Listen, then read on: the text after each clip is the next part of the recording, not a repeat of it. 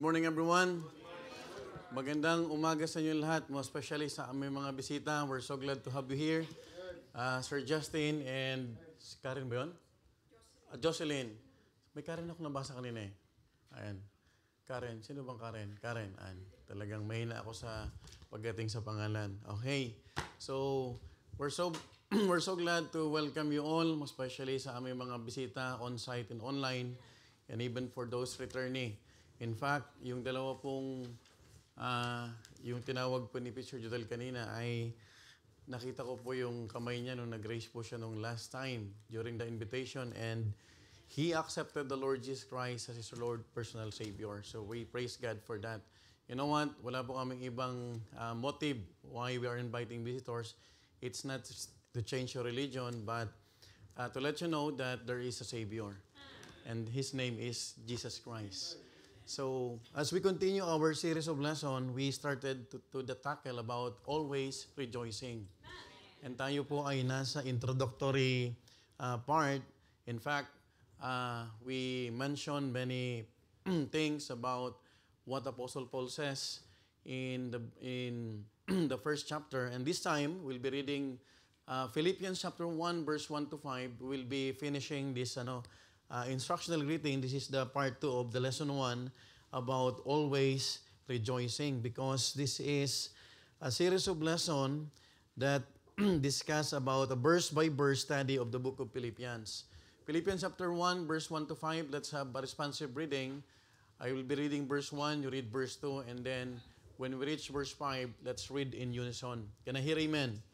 The Bible says in verse 1, Paul and Timotheus, or Timothy, the servants of Jesus Christ, to all the saints in Christ Jesus, which are at Philippi, with the bishops and deacons.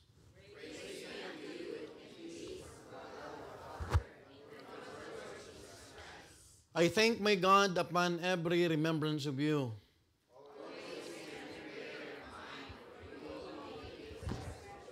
All together now, for your fellowship in the gospel from the first day until now.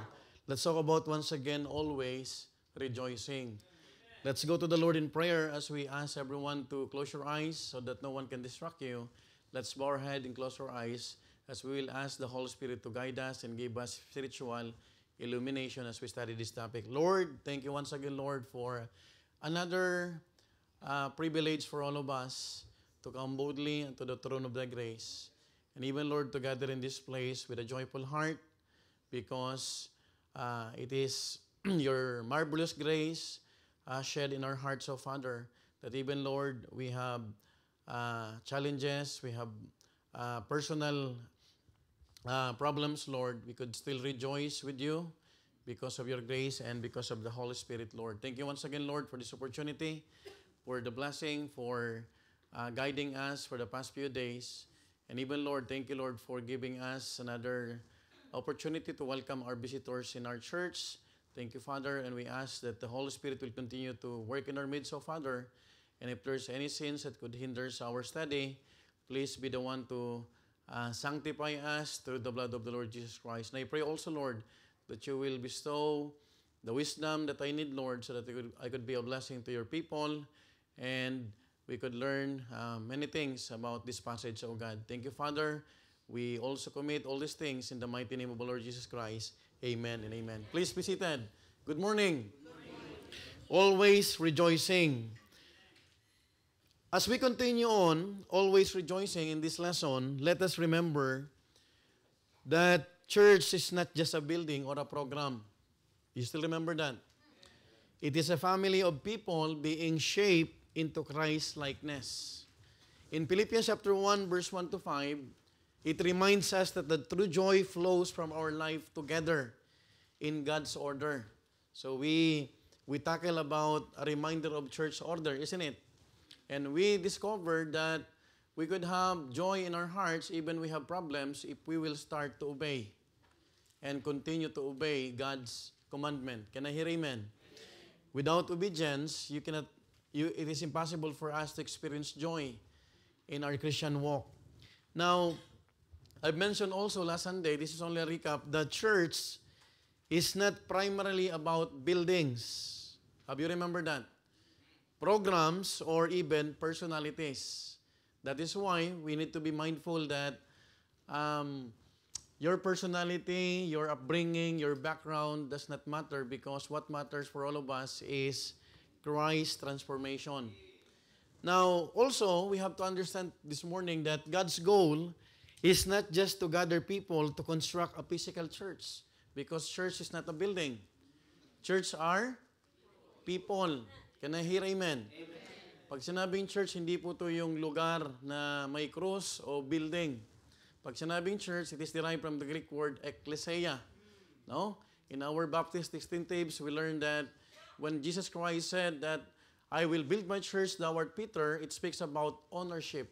That's why he said, I will build my church. Now, in order for us to understand the importance of the church, we also need to realize that to use the church as his instrument, he is using the church to shape the people. Not only to shape the people, but even to what? Strengthen. And not only to strengthen, but to mature his people in faith. That is why we ought to examine, we ought to evaluate ourselves. Am I growing before the Lord? No? Dapat tinatanong natin, ako po ba ay lumalago sa biyaya ng Panginoon? Now, do you believe that the church is very important? You know what, folks? I remember what the brick and mortar analogy, meron pong isang illustration na napakaganda, and I wanted to read with you all. A house is made strong when each brick is laid carefully and secured with mortar. You know what? Here in Italy, makikita mo ang mga bahay dito, puro bricks. Tama po ba?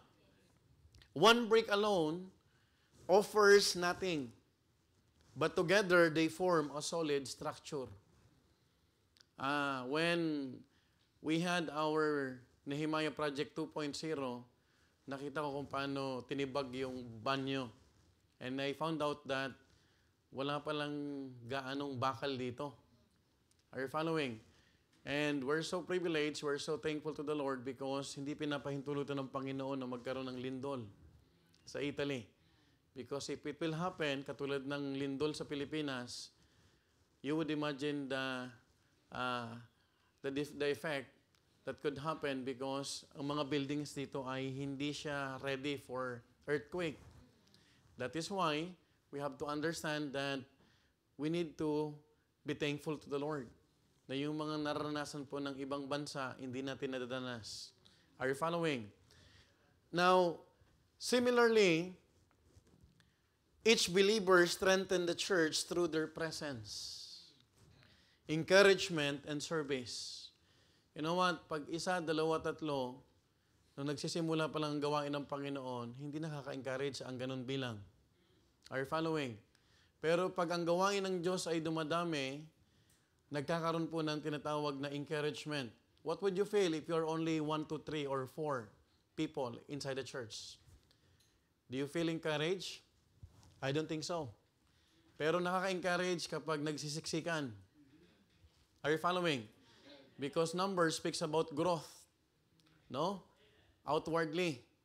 But growth, alam natin, pag sinabing lumalago, nagsisimula yan sa loob ng ating puso. Now, the local church is not just a building, it is a living spiritual structure where each member matters. Without it, we leave ourselves vulnerable to life's storm. Now, tumitibay po yung ating pananampalataya if there is someone who continuously or consistently encouraging us. May nagpapaalala sa atin. Amen? May tumatapik sa atin, may nagre-remind sa atin. That is why it is very vital for all of us to have the desire or to have a goal that even in every week, meron kang natatawagan at ako kumusta. Can I hear amen? Hindi lang po dito, kundi sa ibang outreaches po natin. Can you please put that in your spiritual goals? Na every week, Lord, I want to be a blessing. Maging blessing ka, kunyari sa brother ng Malta, meron kang pag-pray. Bago mo tawagan siya, you will pray and you will desire and you will ask the Lord, Lord, help me to become a blessing. So, pagdating ng next week, meron ko namang tatawagan taga Rome. No? And I thank God for my wife because she suggested one ministry. And nakakatuwa dahil it speaks about strengthening and edifying the brethren. Now, mga kapatid, without every one of us, without the support of every one of us, makikita mo na ang church ay nagiging mabagal ang paglago. Pero kapag tayo pong lahat ay nakikita natin yung importance ng church, we leave ourselves, mga kapatid, na nagiging victorious po tayo. Now, God's word still says, not forsaking the assembling of ourselves. I'm reading Hebrews chapter 10, verse 25. Do you remember that? Ang sabi ni Apostle Paul, if Apostle Paul is the one who wrote the book of Hebrews, it tells us, ang sabi rito, not forsaking the assembling of ourselves together, as the manner of some is, but exhorting one another, and so much the more, as ye see the day approaching. Yung makita mo lang sa gawain, nakita mo lang searching sa umagang ito tapos nakapalda pa, it gives comfort. No? Kasama natin siya sa soul winning. And in fact, iniisa-isa niya po yung mga kaibigan niya na let's listen to the Word of God. Kanina nakita ko talagang nakapalda na. No? Talagang sabi ko, itong ginagawa natin when you come to the church and just be a blessing to the church, makikita mo na it reminds us that walang dahilan para manghina. Because kapag may nagpapaalala sa atin, kapag may nakikita po tayo na lumalago at nagpapatuloy po sa biyaya ng Panginoon, kahit alam mo na may pinagdadaanan yan, it gives what? Courage, and it gives what? Encouragement to continue on. Because life is not about always having a smooth journey. Meron tayong mga journey na rough road. Can I hear amen? But by the grace of God, we need to understand na bakit hindi natin kinakalimutan yung pagtitipon, no? Sa gawain ng Panginoon, sa devotion, pagtitipon sa mga pagpipray, even for this time that we are studying the Word of God, this is about assembling of ourselves together, no? As the manner of some is, but exhorting what? Another. So God does not need us for His church to exist. We mentioned that already. But we desperately need the church to become who God wants us to be. And Apostle Paul mentioned or showed to us in this particular 5 verses that we have read, 3 groups of people in the opening verse that make the local church what God wants it to be. Let's talk about the first one. Let's talk about the servants of God. Paul and Timotheus, or Timothy, the servants of Jesus Christ. Look at this. This is a greeting, no? Sinasabi na Apostle Pablo doon sa mga taga-Philippi, sabi niya, Paul, as part of his greetings, and Timothy, the servants of Jesus Christ. Now, folks, if you would notice, over and over, Apostle Paul in his letters refers to himself and others who work with him as merely what? Servants of Jesus Christ. We might tend to chalk this up, the apostles' modesty, but in reality, there is no higher calling on earth than to serve the Lord Jesus Christ. Can I hear amen? Masarap banggitin sa harap ng Panginoon, Lord, I am one of your servants. Can I hear amen? Kailangan maintindihan po natin na lahat tayo ay naglilingkod sa Panginoon. Because the truth of the matter is, we are saved to what? To serve. In an age when so many want the church to entertain them or meet their needs, what tremendous joy is found in serving others. You know what? When you come to the church, hindi mo dapat iniisip na ano yung makukuha ko sa church na yan. Are you following? Ang iisipin mo, Lord, ano yung pwede kong gawin para sa'yo? Are you with me? Folks, if our motive, our goal is to serve the Lord, hindi ka mawawala. Because marami kang pwedeng gawin sa biyaya po ng Panginoon. And this was the purpose of our Savior as He came to earth. In Matthew chapter 10, verse 28, we're always familiar with this verse. Even as the Son of Man came not to be what? Ministered unto, but to what? Minister. The word minister is to serve. And to give His life a ransom for many. Hindi naman tayo hinihilingan na magbuwis pa ng buhay. Because salvation is already done. It is finished. Amen? Salvation is not through works. Tinapos na ng Panginoon doon sa krus ng Kalbaryo. Ang gusto na lang ng Panginoon, ibahagi natin to at paglingkuran natin yung mga taong wala pang relasyon po sa Diyos. You know what? Culture today emphasize self-esteem, self-image, self-confidence, but the Bible says even Christ pleased not Himself. In Romans 15 verse 3. No? Sabi ng Bible, for even Christ pleased not Himself, but as it is written, the reproaches of them that reproached thee fell, kanino? On me. You know what? If you are a child of God, if you are serving the Lord, you will encounter persecution. Be mindful about this. Newly baptized, new members, let me tell you, that one of the marks of being a true Christian is you will experience persecutions. Ano yung persecutions? Pag-uusig. Pag-uusig galing saan? Mismo sa asawa mo. Minsan sa loob mismo ng bahay mo. Minsan yung mga best friend mo pa. You remember what Brother Chris mentioned about his testimony? If you are listening well, that is persecution. No? But thank God because we learn to stand firm.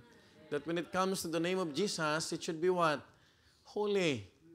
It should not be blasphemed. No? Because the name of Jesus Christ is the only name that we need to accept. We need to understand that through the name of the Lord Jesus Christ, we could be able to have what? Salvation. And sometimes we are very passive about this. But we are reminded kanina na hindi pala, kung tayo ay nagre-respeto sa ibang paniniwala ng iba, they should what? Respect also. Because respect begets respect. Now, joy, remember, is not found in getting something out of the church. Joy is found in giving to the church in service to God. Now, ang dapat natin maging mindset ay ganito. Ano yung pwede kong gawin para sa Panginoon? Remember, Monday to Saturday, we are allowed to work. Can I hear amen? Ang dami nating ginagawa para sa amo. Tama po ba? Pag linggo, dapat ang mindset natin ay, Lord, ano po ba yung gusto mong gawin ko na magbibigay kapurihan sa'yo? You know what? If that is your mindset, if that is your goal every Sunday, every services, every service makikita mo na you will be excited because you will serve God through what? His people. Hindi mo naman pwedeng sabihin, Lord, gusto kitang paglingkuran. Tayo na lang nagkakaintindihan. Can you do that? Parang imposible. Tama po ba? You can serve God through various what? Ministries. When we say various ministry, merong ushering, merong meal ministry, merong transport, everything that you can do because when you are doing for the Lord, you will have what? Joy. Remember, joy is found in giving to the church and service to God. Remember the words of the Lord Jesus Christ, how He said, it is more blessed to give than to receive. Do you know the happiest people in the world are those cheerful giver? Wala akong alam, kapatid, na tao na masaya sa buhay yung cheerful. Are you following? Notice this. Yung mga taong ganito sa gawain ng Panginoon, laging problematic. Have you noticed that? Sila yung buntong hininga lagi. Sila yung nagtatrabaho ng ilang oras pero maririnig mo, hinagpis. Why? Because the Bible tells us, Jesus Christ said, it is more blessed to receive. Yun bang sabi? No. It is more blessed to what? To give than to receive. Hindi pwedeng magkamali ang Panginoon. Tayo magkakamali, pero ang Panginoon hindi magkakamali. Can I hear amen? That is why in every opportunity to give, we must be very excited. Amen po ba? Folks, Paul and Timothy were glad to give of themselves to the church as servants of God. Kaya sa greetings pa lang, Paul and Timotheus, servants of God. So what they can offer is what? Service. Paul declares in 2 Corinthians chapter 4, verse 5, we preach not ourselves, but Christ, Jesus the Lord, and ourselves your what? Servants for Jesus' sake. If not for God, I will not be staying in Italy. If not for God, we will not do the ministry. Sino naman tayo para paglutuan nila Sister Nova? Tama po ba? Sino naman tayo para hindi tinatawag na kung makikita mo sarili mo, sino naman tayo kapatid kung paano tayo kumustahin, kung paano tayo encourage kung hindi sa pangalan ng Panginoon. But we learn that ourselves servants for Him because of what? Because of Jesus. However, we ought to be thankful for what? God-given instrumentalities. Yung mga missionaries, pastors, evangelists, and other Christian workers who are blessing to the local church. I hope that your leader is a blessing to you. Can I hear amen? Pag hindi blessing sa iyo ang leader, baka may problema ka. Are you with me? You ought to thank your leader, your pastor, your missionary, o yung discipler mo, Lord, thank you for providing me a discipler. Imagine, may oras din niya na sineset aside. Amen po ba? And I hope that as you continue what you're doing for the Lord, yung mga matutunan mo, you will be excited. Lord, after this, ako naman. Amen po ba? Makikita mo doon, maraming nakagraduate ng discipleship, pero hanggang ngayon, wala pa rin dinidisciple. What happened? Hello? You know what? Knowledge or imparted knowledge should not be what? Kept for ourselves. It should be what? To share. Sharing is caring. Caring is what? Sharing. You know what? Makikita mo, I've heard that maraming tanong, Pastor, yung mga bagong mananampalataya. So you could be a blessing. Pag may nagtanong si Sir Ching, paano ba itong ganito? So of course, bago yan. Kailangan masagot ng Biblia. You know what? The good thing about our Sunday school, we're studying carefully and little by little, meron tayong time na makapagtanong at pwede tayong matuto. That is why in Sunday school, it is a different setup because we're studying. And we are reminded na yung mga tanong natin sa buhay, dapat lumalago tayo. The problem with this, pag pumapasok lang dito, tapos labas. No? But each of us within the local church should desire to minister to others. Can I hear amen? Ang desire natin ay makapag-minister sa iba. In Romans chapter 12, God lists various gifts that He gives to people to use in the local church. The question is, are we using the gift that God has given to us?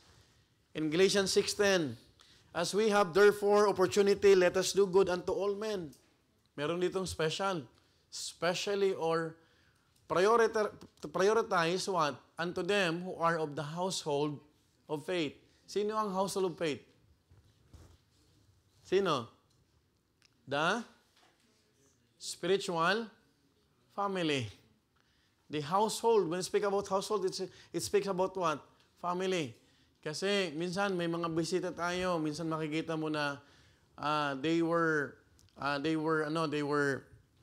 given a chance na makikita mo na makapag-invite po tayo. Pero hindi mo alam, minsan yung mga bisita natin may mga dinadala. Are you following?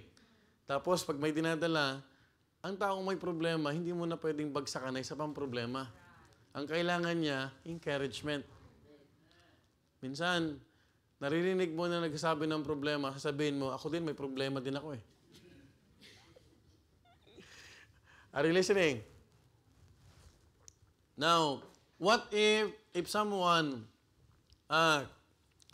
tell you or he's trying to open his heart or her heart sa iyo at sinasabi na, alam mo, pag-pray mo naman ako kasi may ganito ang challenge ako. Paano kung ang sasabihin mo, sis, pag-pray kita? Please know that I will be praying for you. Pero paano pag ang sinabi mo, may problema ako sis, pag-pray mo naman. Ako din, marami akong problema. Sa'yo, ganyan lang ang problema mo. Ang liit. Now, do you think there's a difference? Malaki. Gumanon ka pa, ang liit sa'yo. Ako, ganun. Wala yan. Kung pwede lang, bigyan kita ng medal, bibigyan kita ng medal eh. O, sige, ikaw na ang champion. No? Now, I hope that we will understand that as we have opportunity, therefore, let us do good unto all men, especially unto them who are of the household of faith. Praise God, dumating si Sister Sorella Magri. No? Now, I have a question to you, series of question. Have you prayed for your church today? Have you asked your pastor or Sunday school teacher what you could do to assist in the work of God? Tinanong niyo ba yung leader, Brother Domingo, ano yung pwede kong matulong sa iyo since you are our leader? May mga group leaders tayo, no? Tinanong ba natin, Preacher Hermie, Sir, ano po ba yung pwede kong maitulong? Now, another question, are you faithfully telling others about Christ through the soul-winning program of your church? You know what? We're giving always emphasis about soul-winning because we truly understand a church who does not prioritize winning souls is what? A dead church. So, ang priority ng church na to ay winning what? Souls. Questions. Sino po sa inyo ang lumabas this week? Taas kamay. Don't raise your right hand. Hindi ka nag-soul winning. What happened? If the main thing is the soul winning, what happened? Now, another question. Are you giving your tithes and offering to the work of God through your church? Okay, mga simpleng tanong lang to. In Ecclesiastes 9:10, sabi ng Bible, whatsoever thy hand findeth to do, do it with what? Thy might. For there is no work, nor device, nor knowledge, nor wisdom in the grave, whither thou goest. Pag nasa hukay ka na, wala ka nang pwedeng gawing paglilingkod. Hello? Kapag nasa hukay ka na, wala nang saysay ang pera mo. Can I hear amen? Whatsoever thy hand findeth to do, do it with thy might. You cannot do it with thy might or with your might if you don't have joy. Alam mo, ang taong nag-i-enjoy kahit pagod, kayang ngumiti. Do you believe on that? Ang isang tao na passion niya gawin ng isang bagay, kahit yan mapagod, he would love to do that. That is why this topic about always rejoicing speaks about our hearts. Tanungin kita, are you still enjoying serving the Lord? Pastor, parang enjoying serving the Lord. Alam mo ba kahit sa paglilingkod, dapat may joy tayo? Pag hindi na nag-i-enjoy si Brother John Tuason na maintain dito, sira-sira ang ating ang tawag dyan? Vacuum.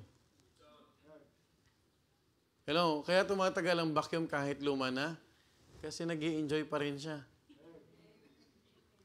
Subukan mo ang taong napipilitan lang. Do you realize that? Pero kapag nag-i-enjoy ka, just like what we are doing to our kids, you know what, parents? Kahit nahihirapan tayo dahil mahal natin yung anak natin, wala tayong angal. Totoo yan. Tama? You know what? I'm enjoying na didaling ko yung anak ko sa asilo. Pagliliko na kami doon sa street, alam ni Gab. Kasi itong anak ko, grabe to eh. Where's the bird? Where's the lion? Wala naman lion bula ang propeta. Tapos, pag lumikaw na kami, alam niya na, napapunta ng school. Hindi na siya Every day, Monday to Friday, makikita mo. And then, you're so excited pag hapon, pag kukunin mo siya. No? Tapos, pag kinuha mo na, you will understand na mayroong something nakakaiba. na mararamdaman mo bilang magulang. Tama? Tama mo ba? It's priceless. Now, why is it that kahit pag ikaw ang sumusundo, pero pag sa amo mo, pag bata, ang bigat sa paa?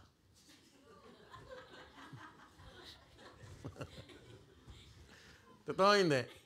Kung hindi lang sa stipend or sa salary. Tapos makulit pa. Smetela! Sasabihan ka ng bata, basta! Hmm? Pero pag anak mo, iba. What's the difference? Because of love. Kaya tinuturuan tayo at pinapaalalan tayo, tanungin mo sarili mo, habang ginagawa mo yan, may pag-ibig ba?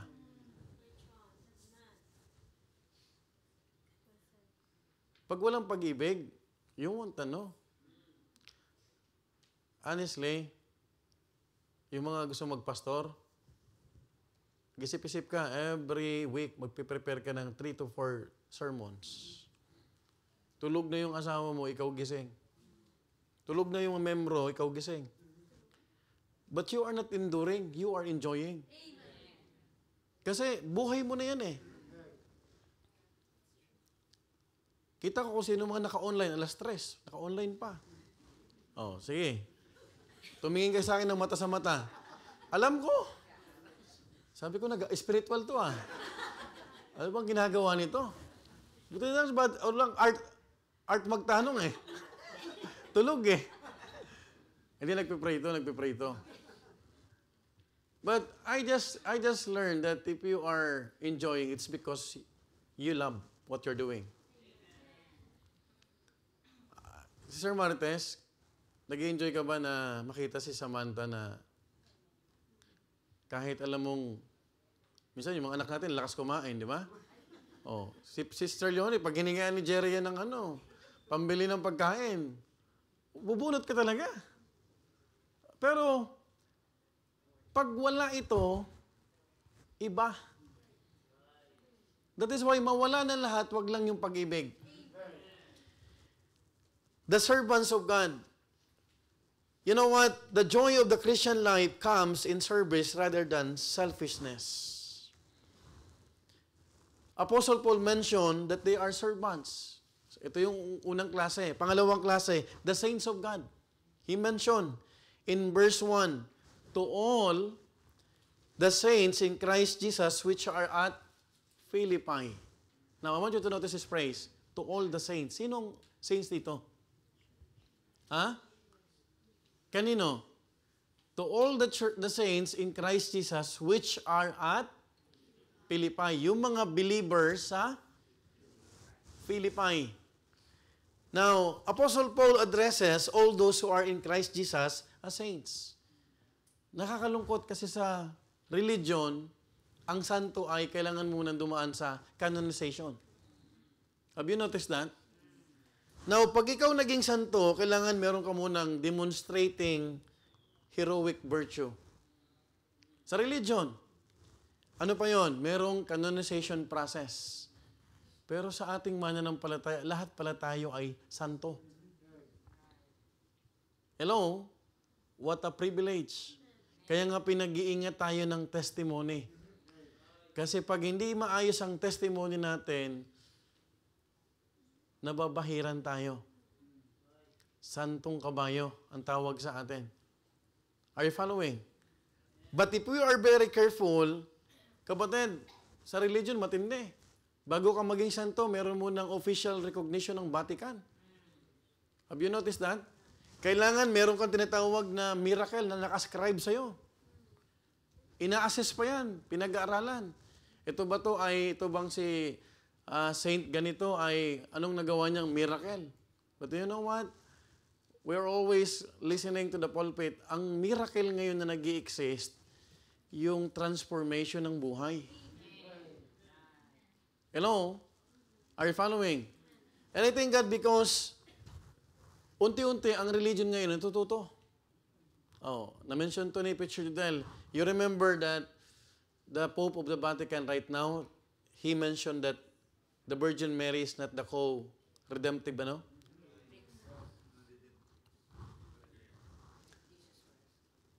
Sabi niya, Jesus, not Virgin Mary, saved the world.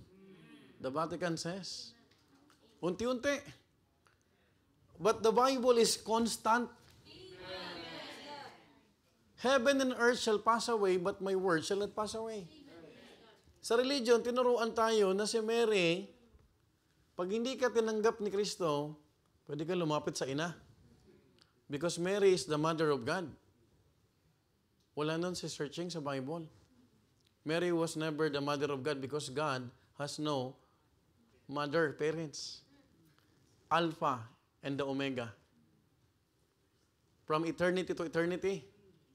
So makikita mo, yung religion, pwedeng magbago. Pero yung Bible, constant. Oh. Sana matauhan din sila na ang saints talaga yung mga mananampalataya. Kasi sa religion, kailangan meron kang canonization process, kailangan mo makuha yung boto. At malaking pondo yan. Pero alam mo sa atin, magiging santo ka pag nagsisi ka ng kasalanan. At totoong tinanggap mo ang Panginoon. Alam mo, hinahanap na ng Panginoon, wala nang proseso. Katotohanan. Isipin mo, Saint Dominic, Saint Romnick. Bagay eh. Oo nga no. Saint Domingo. Saint Victor. Wow. Oh. Saint Jerry. Pambira. Saint John. Oh. Di ba? Subukan natin. Saint Joey. Parang ano eh. Parang pangit-bulaga, no? Oh. Di ba? Not only servants, but there were saints. You have to understand, we are all saints. If you have a genuine relationship with the Lord Jesus Christ, you are a saint. That is why you need to do saintly doings. Ano ibig sabihin nun? Kinabit sa atin yung pribileyo maging santo, hindi para maging holier than thou. Hindi maging self-righteous. Kundi pinapaalala sa atin, pinagbanal ka na ng Panginoon.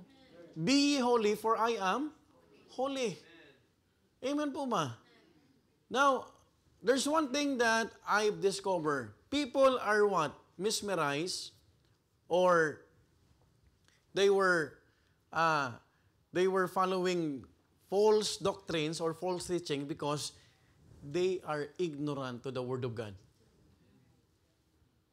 Alam mo, be very careful. Kahit ang tao panay verse ng verse sa'yo, tanungin mo, yung tao bang nagsasabi, tumutugma sa verse na sinasabi niya. Because Satan can also mention verses. Can I hear amen? Ingat ka, wag kang masyadong mangha. Alam mo, Pastor, punong-puno ng verses yan. Mula ulo hanggang paa. No? Pati nga 5 asong alaga ni Sister Monet, may verse siya. Uy, grabe naman yun. Di ba? But, it's not about throwing verses. It's all about the actions.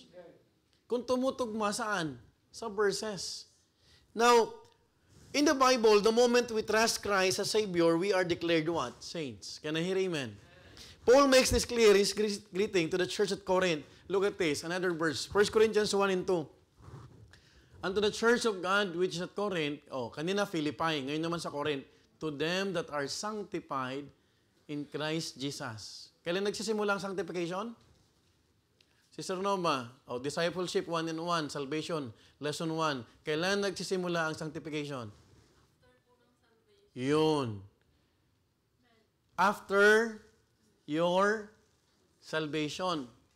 Doon na nagsisimula ang sanctification because sanctification is a daily process.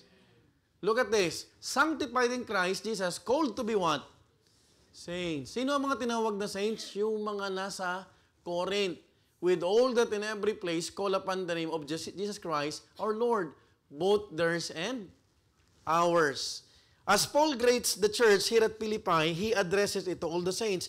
And thank God that the ground this level at the cross, that whatsoever will may come. Wala sa atin hierarchy. Hindi mo kailangan mo na maging monsignor, maging bishop para maging santo. Now, God discriminates against no one. Alam mo kapatid, when we were already in heaven, kapag tayo ay nasa langit na, isa na lang ang pastor. Wala ng Pastor Omar. Bro, ang tawag Brad. Brad, sis. Isa na lang. We have only one pastor in heaven. That is Jesus Christ. So makikita mo ang Panginoon, we are experiencing many privileges because one saved, one is not more important than another. We are all saints in Christ Jesus. Kaya nga, kung tatandaan mo lang to, iingatan mo ang patotoo mo. Santo pala ako? Are you saint? Are you a saint? Can I hear amen? Amen. Nahihiya tayo kasi hindi tayo nagpapaka-santo. But if you will understand, meron tayong privilege na makikita, hindi kapatid kinakabit sa pangalan natin. Hello? But before the Lord, we are called as saints. Now, if we are not careful, we can get the idea that some people are more important in the church because they give more or upfront more, sing more. Paul warns against such comparison. In fact, in 2 Corinthians chapter 10, verse 12, we dare not make ourselves of the number or compare ourselves with some that commend themselves, but they measuring themselves by themselves. But they measuring themselves by themselves and comparing themselves among themselves are not what? Wise. We are not wise if we are comparing ourselves to other people. Do not compare yourself to other people because we are created as a unique being. Iba ang Delicana family sa Alvarez family.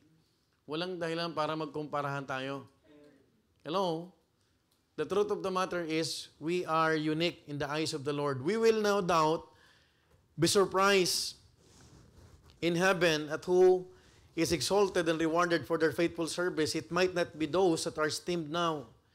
Because in 2 Corinthians chapter 10, verse 17 to 18, look at this. He that glorieth, let him glory in the Lord. For not he that commendeth himself is approved, but whom the Lord commendeth. Oh, makikita mo, kahit ina-approve natin ang sarili natin, at the end of the day, ang approving body, ang Panginoon pa rin. Can I hear amen? Now, we will no doubt, in Matthew 23 verse 12, sabi rito in verse 12, whosoever shall exalt himself shall be abased, and he that shall humble himself shall be exalted. Every saint is saved to serve. Can I hear amen? Bawat isa sa atin ay dapat naglilingkod. Have you remember the song about our best? Sabi doon, give them the best you can, not for reward, not for the praise of men, but for the Lord. Our best. Makikita mo kapatid, every saint is saved to serve. When we are serving, give your best. Kasi pag nagbigay ka ng best sa Panginoon, you will be rewarded someday. The best reward also. Ano yung una? Servants. Pangalawa, saints. Pangatlo, the selected of God. Sabi ni Paul sa verse 1, with the bishops and deacons. Okay. Now, God has designated leaders within the local church. And Apostle Paul mentions the two voices of the local church in this passage. Ano po yon? Bishops or pastors. They are called bishops here. No? Huwag kayong malito. Hindi hierarchy ang bishop tsaka pastor. Ang pastor tsaka bishop, isa lang yon. It speaks about the office. No? Because bishops means what? To overseer. Okay, to administrate or administrator. Kaya nga, if you are praying na ikaw ay magpastor, you will wear many hats. You will be the first janitor, you will be the first song leader, you will be the teacher, the preacher, and everything. Pero kapatid, isa lang yan. Speaks about the service. Now, all saints are to serve in the local church, but these offices makikita mo, the pastors and deacons are designated to serve as leaders in that service. So, ang Panginoon, kapatid, He will not establish something na walang kaayusan. He is the God of orderliness. That is why there are strict qualification for these two codes as outlined in 1 Timothy chapter 3, verse 1. No? If a man desire to become a pastor or bishop, he must have one wife. Okay, verse 2. A bishop then must be blameless, the husband of one wife, vigilant, sober, of good behavior, given to what? Hospitality. Up to teach. Verse 3. Not given to wine, hindi lasinggero. No striker, not greedy of filthy lucre. But patient, not a brawler, not covetous. Verse 4. One that ruleth well his own house, having his children in subjection with all gravity. Verse 5. For if a man know not how to rule his own house, how shall he take care of the church of God? Verse 6, not a novice. Ano yung novice? Immature. Lest being lifted up with pride, he fall into the condemnation of the devil. Verse 7, moreover, he must have a good report of them which are without, lest he fall into reproach and the snare of the devil. Dapat maganda yung testimony mo sa labas. Likewise, mayroong kasunod. Hindi lang sa pastor. Kasi two offices na binigyan ng pansin sa Bible. Pero may mga divine qualifications. Likewise, must the deacons be grave. Ano yung grave? Mapagkakatiwalaan. And not double tongue. Hindi lang pala ang marites sa babae. This is requirement. Look at this. Pag sinabi ng pastor confidential dapat yan. Hindi pwede makalabas. That's why, in the finance department, confidentiality matters. Hindi pwedeng dahil may asawa, ilalabas yan. It's a confidential thing. Because pag di maingat kapatid sa pera, sa pananalapi, problema yan. Not given too much wine. Pastor, bakit too much wine? Pwede palang given. Ang ibig sabihin niyan, hindi manginginom. Ang tanong, Pastor, I am just drinking moderately. Gaano konti ang konti? At gaano kadalas ang minsan? Yun ang mga tanong. Oh, Pastor, bibihira lang. Gaano kabihira yung bihira? Not greedy of filthy lucre. May pagkakahawig dun sa bishop. Holding the mystery of the faith in a pure conscience. Dapat maalam. No? Pag tinanong kang about angels, about doctrines, alam mo dapat sagutin. Verse 10, and let this also first be proved, then let them use the office of a deacon. Kaya, walang nilalagay na maging deacon tapos makita mo na yung faithfulness. Are you following? Nagpakita muna ng faithfulness bago naglagay ng deacon. Being found blameless. O, verse 11, even so must their wives be grave. Kailangan tahimik din yung asawa. Not slanderers, sober, faithful in all things. O, mabigat. Kasi may nagtanong sa akin, Pastor, bakit wala tayong deacons? Basahin muna natin. Verse 12, let the deacons be the husband of one wife, ruling their children and their own houses well. Verse 13, for they that have used the office of a deacon will purchase to themselves a good degree and great boldness in the faith which is in Christ Jesus. Oh, may alam ako dyan sa UAE. Deacon, 2 asawa. Paano magiging deacon yan? Madaling maglagay. Oh, ilagay ko na ng deacons dito si Father John Tuason. Oh. Mahirap pag ang deacon nagiging demon. That's why we are very careful. We are not in hasty and in hurry to install. Mahirap mag-commission ng missionary. Tapos pag nagkalat, babalik sa atin. Sino tatanungin? Ba't kasi kinumission ni Pastor yan? Do you realize na nagbubumirang sa pastor din?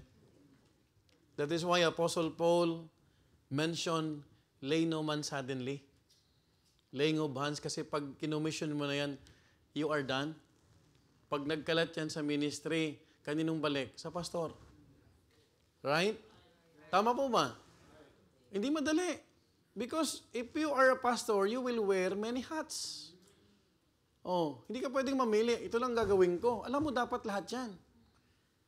Now, this is why Apostle Paul mentioned this because Christ as the head of the church has entrusted it to human leadership.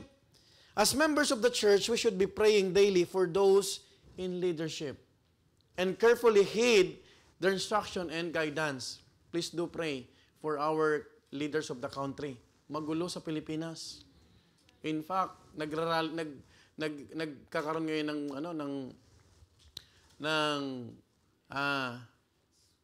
anong tawag dito? Ng protesta against corruption. And dumating na sa punto na yung pinakamataas na, no? Ang merong allegations. But what we can do is what? To pray. And you must pray for your leaders inside the church. Kasi ang unang tinatrabaho ni Satan, yung mga leaders. Believe me, pag nabati ka na ang leaders, ang pastor, ang mga leaders, humihina, nawiwikin ang testimony ng church. Kaya ingatan natin. We have to mention, Lord, I am praying, Lord, for Preacher Jodel, Preacher Hermie, Preacher Noli, Brother Sagani. They are the leaders of the church. Oh, Lord, pinagpipray namin yung mga preachers in charge, yung mga group leaders, yung mga departmental heads, yung head ng lahat. Now, we are praying for that because makikita mo, Satan is working also. How sad it is that many pay no attention to the counsel and preaching of the pastor that God has given them. No wonder God cannot bless their lives for they are living in direct violation of God's command in the book of Hebrews. Oh. In Hebrews 13:7, remember them which have the rule over you, who have spoken unto you the word of God, whose faith follow, considering the end of their what? Conversation. Okay, paano mo pinagpipray? Paano mo inaano? Okay, this is a reminder of church order. Pangalawa, the results of consistent obedience. Oh, the result. Let's go to the result. Joy comes as a result of our obedience to God. Dapat ma-instill na yan sa puso natin. Huwag kang aasa na magkakaroon ka ng joy na hindi ka naman obedient. Can I hear amen? Folks, the Christian who lives in disobedience is not going to be happy under the chastening of his heavenly Father. Take note, happy is the man that feareth always, but he that hardeneth his heart shall fall into what? Mischief. Alam mo kung sino pa yung natatakot sa Panginoon, sila pa yung masaya. If you are obeying God in your life, you will be happy. Are you happy this morning? Amen. Are you enjoying while listening? Amen. Sana hindi tayo nag-i-endure. Pinapakain natin yung ating kaluluwa. True joy is not found in pursuing our own desires or ignoring God's command. It comes from living in obedience and reverence before Him. Take note about that. When we fear the Lord and remain humble, we experience peace and stability even amid trials. Kaya nga kahit may problema, you can still what? Rejoice. Disobedient, pride, or hardened heart leads to trouble. Regret and spiritual emptiness. Subukan mo itong week na to. Pag ikaw ay sumunod sa Panginoon, babalik ka ng masaya. Therefore, we are called to examine our lives, confess sins, and submit to God's guidance, trusting that His correction is for our ultimate good. Okay, ano yung dapat gawin natin practically? Obey God daily. Yun yung sabi ni Brother Jun Monte kanina. Daily. It's a process, no? Follow His word and decisions, relationship, and actions. Sometimes, it could be frustrating for adults to what kids disregarded instruction. Oh, naiinis tayo at nagagalit tayo pag ang bata hindi sumusunod. Tama, mali? Yet, kids memorize the song of obedience taught in kids department. Ano yung pinapakanta sa kanila? Obedience. Obedience is the very best way to show that you believe. Doing it exactly what the Lord's command. Doing it happily. Pero yung bata, kahit kinakanta nila, minsan, sumusuway. Now, Ano yung dapat naintindihan natin dito? It should be a wonderful lesson to us. Why? About what? How frustrated God must be with our lives as adults. Kung napoprostrate tayo sa mga maliliit, mas napoprostrate na ng Panginoon sa atin pag di tayo sumusunod. Kasi adult na tayo. You know what? Hindi tayo mga bata. Lahat nga ng mga anak ng Diyos matatalino eh. Hello, hindi pa tapos ang service, nagpe-pray na.